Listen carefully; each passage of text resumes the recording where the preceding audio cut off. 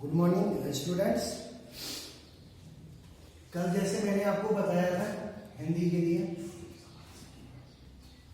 कल हमने क्या पढ़ा था और क्या बताया था कल मैंने आपको बताया था, एक तो बताया था वर्ड के बारे में और बताया था सेंटेंस के बारे में। तो ये कल मैंने आपको बताया था, इसको शब्द बोलते हैं, इसको वाक्य, इसको बोलते हैं वाक्य, इसको बोलते हैं शब्द। तो ये मैंने कल आपको बताया था सेंटेंस कैसे बनाना है, शब्द कैसे बनाने हैं। कल मैंने शब्द के बारे में आपको बताया था कि जब भी आपको कोई लिखने के लिए बोलेगा तो आपको उस वर्ड के दो वर्ड बनाने होते हैं। उससे क्या होगा कि आपको पता चल पाएगा कि आप उसकी मात्रा एग्जैक्ट कहाँ पर लगा सकते हो, और जो सही मात्रा है वो कैसे लगेगी, जिससे हमारा जो वर्ड है वो सही लिखा जाएगा, उसका मीनिंग जो है सही पढ़ा जाएगा। तो ये चीजें कल मैंने आपको बताई थी इसके बारे में। तो आज मैं आपको थोड़ा ग्रामर के बारे में बताता हूँ। सबसे पहले इंग्लिश में ग्रामर में क्या आता है, हमारे पास आता है टेंस। इंग्लिश में क्या आते हैं, टेंस, जिसको हम टेंसेस बोलते हैं। तो टेंसेस हमारे पास कितने टाइप के होते हैं? फर्स्ट जो होते हैं वो 3 प्रकार के होते हैं, पास्ट, प्रेजेंट एंड फ्यूचर। ये 3 हमारे पास पहले होते हैं इंग्लिश में टेंसेस। फिर इनकी जाके ब्रांचेस खुलती हैं, इसकी भी अपनी ब्रांच, उसकी भी अपनी ब्रांच। तो फर्स्ट हमारे पास क्या होते हैं, पास्ट, प्रेजेंट और फ्यूचर। ये हमारे पास इंग्लिश में टेंसेस होते हैं। तो इनको हम टेंसेस बोलते हैं। सारा इंग्लिश का जो ग्रामर है वो इन्हीं पे डिपेंड है।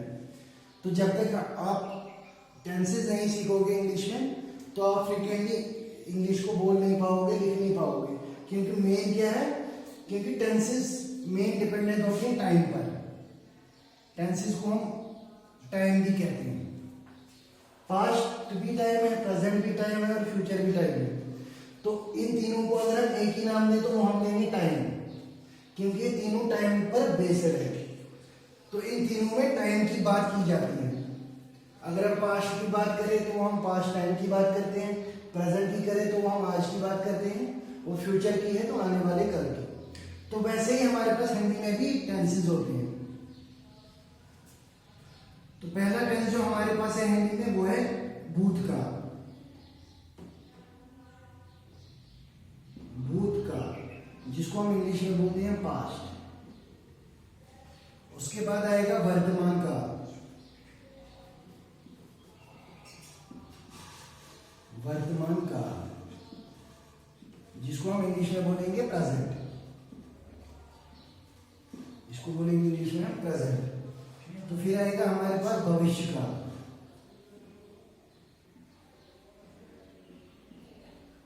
भविष्य काल, जिसको हम हिंदी में कहेंगे, इंग्लिश में कहेंगे फ्यूचर।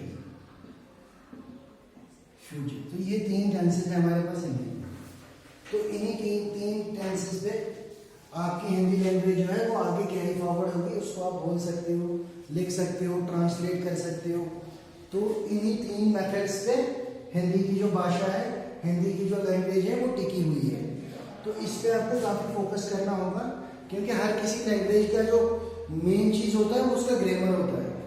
क्योंकि ऐसे आपको पढ़ना भी आ जाए, लिखना भी आ जाए, पर वो लैंग्वेज आपको कम्प्लीटली तब तक नहीं आ सकती जब तक कि उस लैंग्वेज का ग्रामर आपको नहीं पता हो।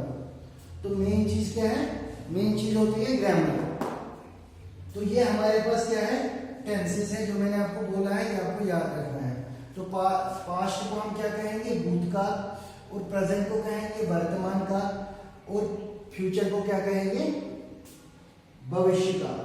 तो जो भी बातें होती है वो इन्हीं को लेके होती है। जो भी हम इंग्लिश में बात करते हैं, हिंदी में बात करते हैं, तो वो सिर्फ टाइम के अकॉर्डिंग होता है।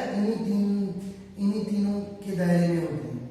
या तो आप पास्ट के बारे में बात कर सकते हो, या प्रेजेंट के बारे में बात कर सकते हो, तो या फ्यूचर के बारे में बात कर सकते हो।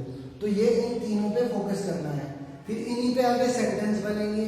फिर उन्हें हमें पहचानना होता है कि कौन सा सेंटेंस पास्ट की बात कर रहा है, कौन सा सेंटेंस जो है प्रेजेंट की बात कर रहा है, और कौन सा सेंटेंस जो है फ्यूचर की बात करता है।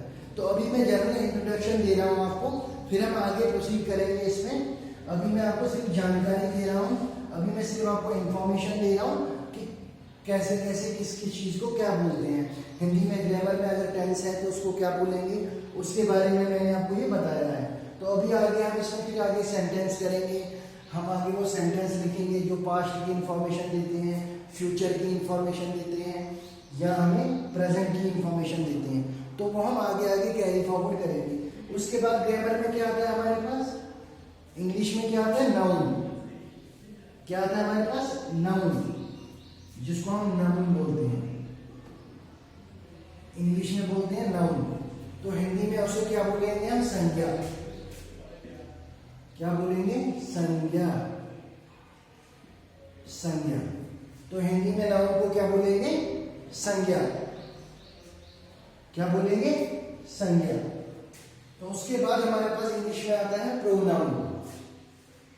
क्या आता है हमारे पास, प्रोनाउन। नाउन के बाद क्या आता है इंग्लिश में, प्रोनाउन।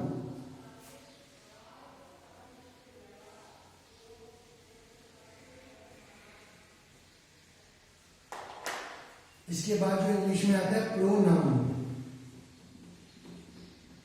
इंग्लिश में आता है प्रोनाउन।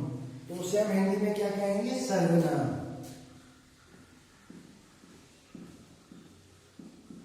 उसको हम हिंदी में क्या बोलेंगे, सर्वनाम। क्या बोलेंगे, सर्वनाम। उसके बाद इंग्लिश में आता है वर्ब। और क्या आता है इंग्लिश में, नाउन आता है, प्रोनाउन आता है, वर्ब आता है और एडजेक्टिव आता है। एडजेक्टिव आता है। तो नाउन को क्या कहेंगे हम, संज्ञा। प्रोनाउन को क्या कहेंगे, सर्वनाम। एडजेक्टिव को क्या कहेंगे, विशेषण,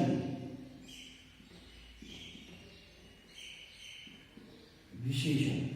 और जो ऑलरेडी वर्ब को क्या कहेंगे हम, वचन। क्या कहेंगे, वचन। तो ये हमारे पास फर्स्ट ऑफ जो हम 8th 9th तक ग्रामर पढ़ते हैं हिंदी में या इंग्लिश में, वो यही होता है। नाउन को बोलते हैं संज्ञा, प्रोनाउन को बोलेंगे सर्वनाम, वर्ब को बोलेंगे वचन, एडजेक्टिव को बोलेंगे विशेषण। तो ये चीजें आपको याद होनी होगी। अभी मैं आपको सिर्फ स्ट्रक्चर बता रहा हूँ किस चीज को क्या बोलते हैं, फिर आगे इनकी डेफिनेशंस आएंगी, वो भी मैं आपको दिखाऊंगा। तो ये मैं आपको सिर्फ अभी इंट्रोडक्शन दे रहा हूँ कि ग्रामर में क्या क्या चीजें होती है, किस चीज को हम हिंदी में क्या बोलते हैं, क्योंकि आपने शायद ये पहले कभी नहीं सुना होगा। तो इसलिए क्योंकि ग्रामर आपने नहीं पढ़ा है, हिंदी शायद आपने थोड़ा पढ़ा होगा पर ग्रामर आपने नहीं पढ़ा होगा, इसलिए मैं आपको पहले उसकी इंट्रोडक्शन दे रहा हूँ ताकि आपको इसकी जानकारी पता लगे कि हिंदी में कौन सी चीज को क्या बोलते हैं। तो उसके बाद आएंगे हम किसमें, दूसरा पैटर्न क्या होता है हमारे पास, जिसमें इंग्लिश में बोलते हैं ऐसे, ऐसे राइटिंग। तो ऐसे को क्या बोलते हैं हिंदी में, निबंध।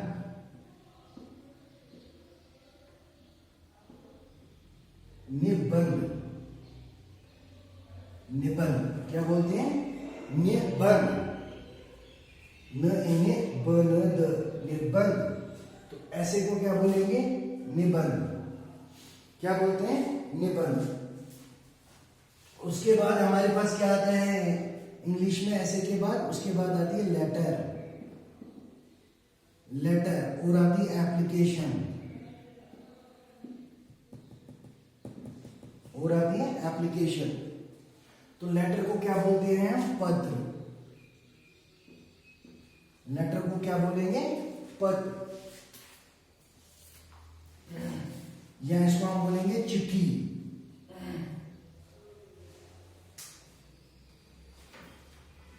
चिट्ठी।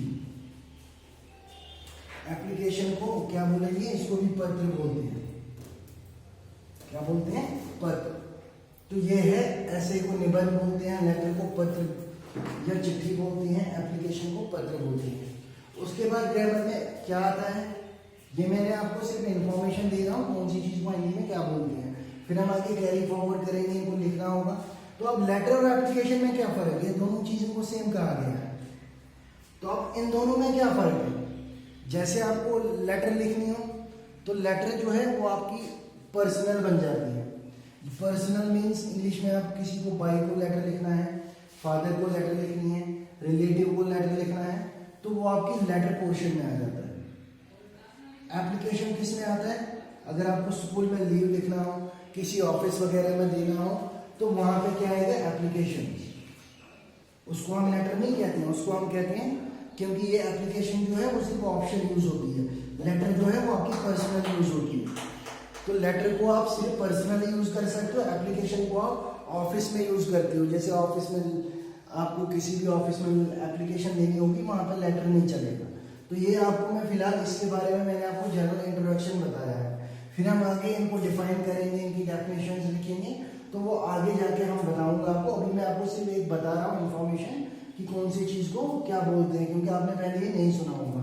तो ये चीजें मैंने आपको आज कवर करवाई हैं, तो इन पे आप फोकस करोगे, ध्यान रखोगे, ठीक है? इन पे ध्यान दोगे तो फिर मैं आगे लेक्चर्स में आपको इसके बारे में और बताऊंगा। तो best of luck for your future.